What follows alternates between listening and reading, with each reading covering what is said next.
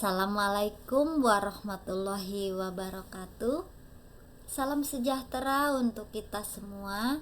Sebelumnya perkenalkan, nama saya Nok Arista Wulandari, mahasiswa dari Fakultas Hukum Universitas Cyber Muhammadiyah. Pada kesempatan kali ini saya akan membawakan tugas presentasi dari mata kuliah Pendidikan Pancasila dengan tema besar Tantangan Pancasila di Indonesia saat ini yang berjudul Tantangan Pancasila dari Korupsi hingga Krisis Moral Bangsa. Mengapa tema ini penting?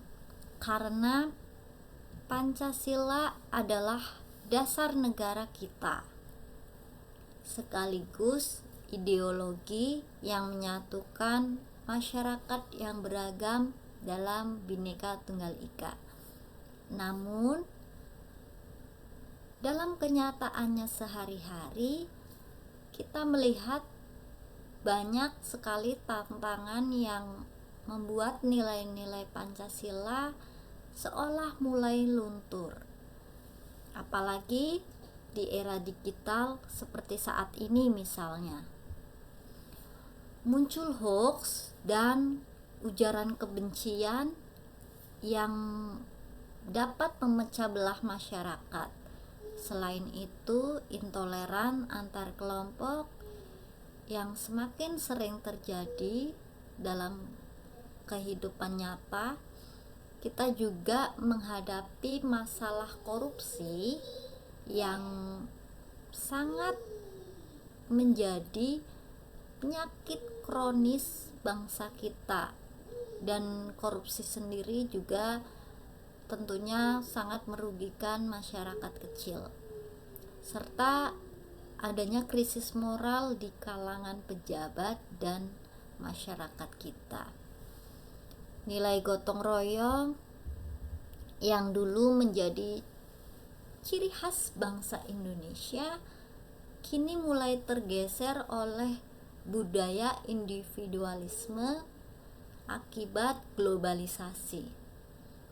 Hal ini membuat Pancasila seakan hanya menjadi slogan semata, bukan lagi menjadi pedoman hidup yang nyata.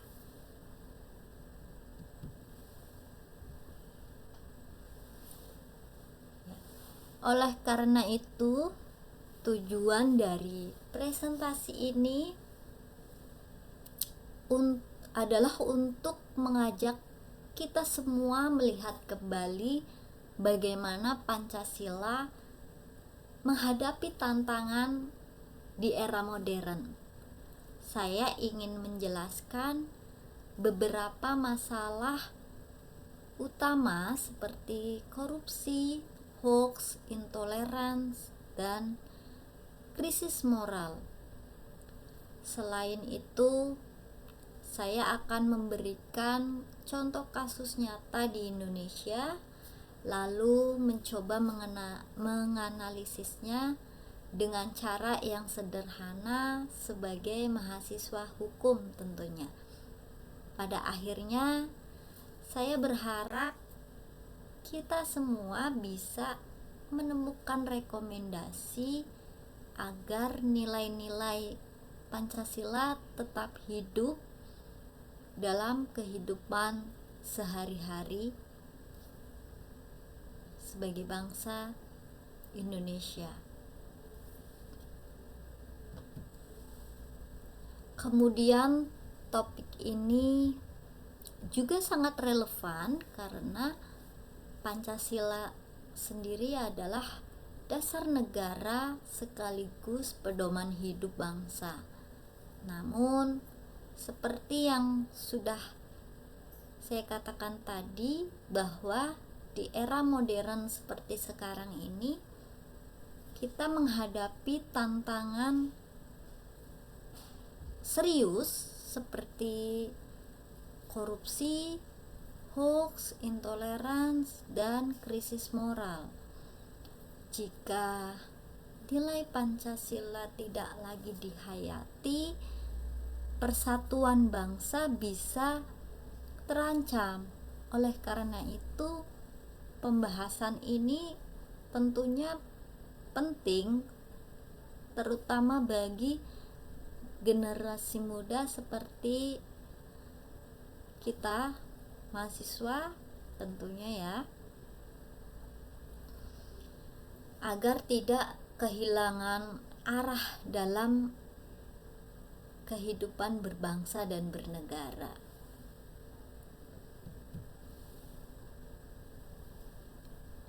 Ya, teori dasar Pancasila di sini ada ya, di slide ini ada teori dasar Pancasila, di mana Pancasila bukan hanya dasar negara tetapi juga ideologi terbuka yang bisa menyesuaikan dengan perkembangan zaman. 5 sila mencerminkan nilai universal, ketuhanan, kemanusiaan, persatuan, demokrasi, dan keadilan. Fungsi Pancasila adalah sebagai dasar negara, panduan moral, dan pemersatu bangsa yang beragam ini. Kemudian apa sih tantangan utamanya? Tantangan utama Pancasila saat ini antara lain seperti yang tadi berkali-kali sudah dikatakan, bahwa tantangan Pancasila ini tidak jauh dari korupsi yang mana dapat merugikan rakyat kecil. Kemudian ada hoax dan ujaran kebencian yang dapat memecah belah masyarakat kita, dan adanya intoleransi antar kelompok serta globalisasi yang membuat budaya gotong royong yang menjadi ciri khas bangsa Indonesia itu mulai luntur.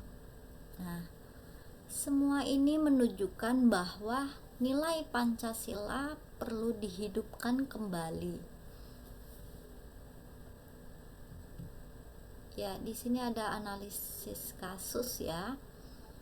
Nah, dalam analisis kasus nyata ini ada 3 poin, di mana ada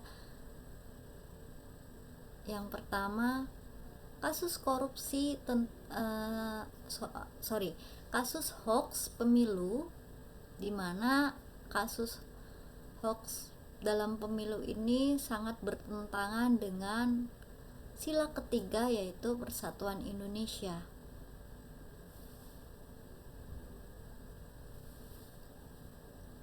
Nah, pada saat terjadinya pemilu, kasus hoax apa sih yang terjadi? Nah, kasusnya itu yaitu penyebaran disinformasi mengenai kecurangan penyelenggaraan pemilu, seperti server KPU yang sudah diatur, dan kemudian adanya penggunaan sentimen SARA yang kemudian melahirkan polarisasi tajam seperti itu. Yang kedua ada kasus korupsi. Kasus korupsi juga merugikan masyarakat kecil dan tentunya bertentangan dengan sila kelima ya, yaitu keadilan sosial. Sebagai contohnya seperti kasus korupsi kepala BGN baru-baru ini, yaitu skandal penyimpangan tata kelola pengadaan barang dalam program makan bergizi gratis atau MBG, yang kemudian dibongkar oleh Kejaksaan Agung. Kasus ini juga tentunya menyeret mantan kepala BGN-nya sendiri, yaitu Dadan Hindayana beserta 2 wakil kepala BGN-nya yaitu Sony Sonjaya dan Lodewijk Pusung. Yang terakhir ada hukum ada tetapi penerapannya sering tidak konsisten. Nah, walaupun kita sudah punya UU ITE dan UU Tipikor, namun dalam penerapannya sering tidak konsisten, sehingga masyarakat itu merasa bahwa hukum itu tajam ke bawah namun tumpul ke atas, seperti itu.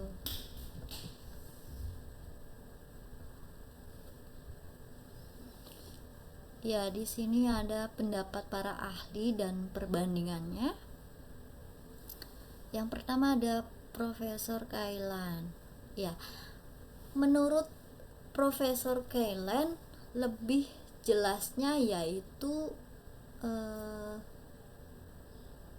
tantangan terbesar bukan hanya soal aturan, tetapi bagaimana nilai Pancasila itu benar-benar diinternalisasikan dalam kehidupan sehari-hari.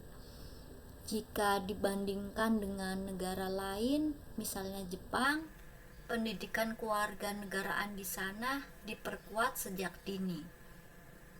Di Indonesia juga seharusnya perlu memperkuat pendidikan sejak dini, terutama pendidikan Pancasila di sekolah dan kampus.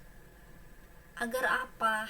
Yaitu supaya generasi muda seperti kita ini tidak hanya tahu soal Pancasila, tetapi juga benar-benar mengamalkannya, nilai-nilai Pancasila itu dalam kehidupan sehari-hari.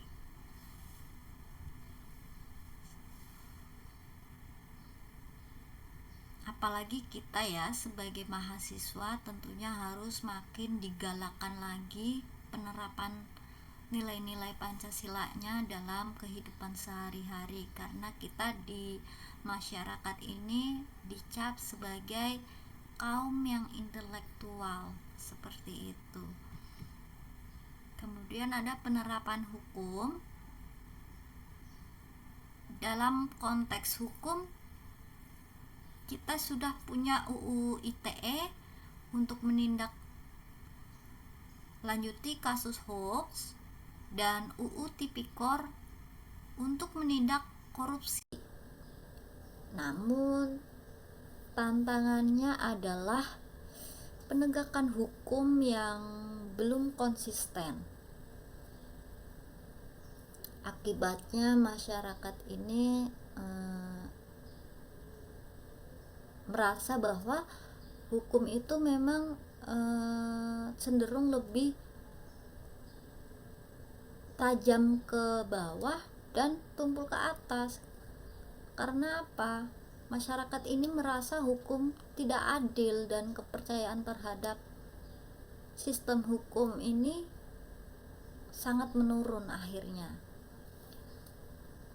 Jika hukum ditegakkan dengan konsisten, maka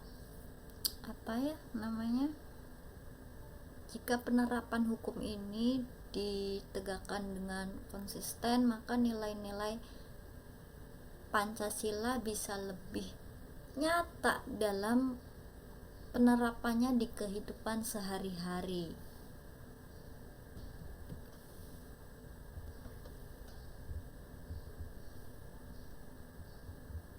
Ya, kesimpulannya Pancasila saat ini menghadapi tantangan besar, yaitu ada korupsi yang bisa merusak keadilan sosial, hoax dan ujaran kebencian yang mengancam persatuan, kemudian intoleransi juga dapat melemahkan kerukunan, serta globalisasi membuat budaya gotong royong semakin berkurang.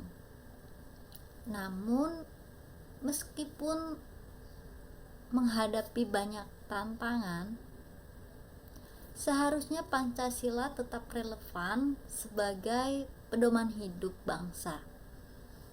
Nilai-nilainya juga harus terus digalakan atau dihidupkan agar Indonesia tetap kokoh sebagai negara yang berdaulat, adil, dan beradab.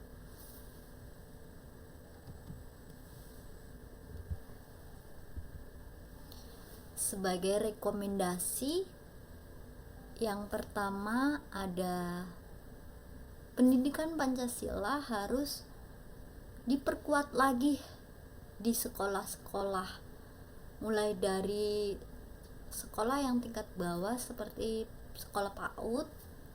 Ya, anak-anak ini anak-anak usia dini ini juga harus ditanamkan nilai-nilai Pancasila sejak dini dengan dikenalkannya nilai ketuhanan, nilai gotong royong, tenggang rasa, seperti itu ya. Dan tentunya nilai saling menghormati. Dan juga di lingkungan kampus, terutama kita ya sebagai mahasiswa ini juga harus lebih digalakkan lagi dalam menghidupkan nilai-nilai Pancasilanya itu sendiri. Supaya apa? Nah, supaya generasi muda seperti kita ini tidak hanya tahu, tetapi juga benar-benar mengamalkan nilai-nilai Pancasilanya itu. Seperti itu. Kemudian yang kedua, pemerintah harus lebih tegas menindaklanjuti kasus korupsi dan hoax, karena kedua hal ini dapat merusak kepercayaan masyarakat. Kemudian yang ketiga, masyarakat perlu membudayakan kembali budaya gotong royong yang sudah menjadi ciri khas bangsa Indonesia, supaya budaya gotong royong itu tetap ada, dan juga budaya toleransi itu juga makin tinggi. Karena itu adalah, kembali ya saya ingatkan, karena gotong royong dan toleransi itu adalah ciri khas bangsa kita sebagai bangsa yang berbudaya, bangsa yang ramah, bangsa yang dengan beragam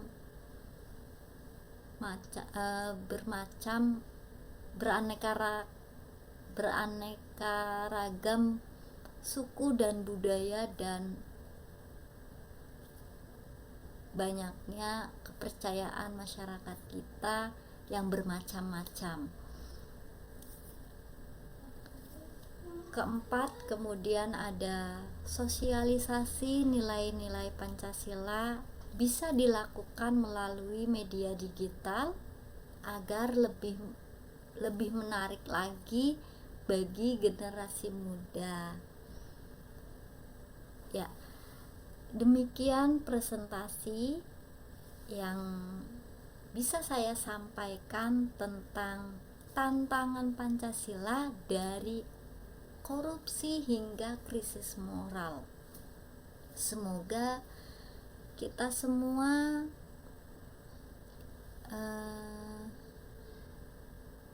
bisa menghidupkan kembali atau lebih menggalakkan kembali nilai-nilai Pancasila dalam penerapannya di kehidupan sehari-hari. Jadi Pancasila itu bukan hanya sebagai slogan semata, tetapi juga benar-benar dijadikan sebagai pedoman hidup yang nyata dalam bertindak di lingkungan masyarakat.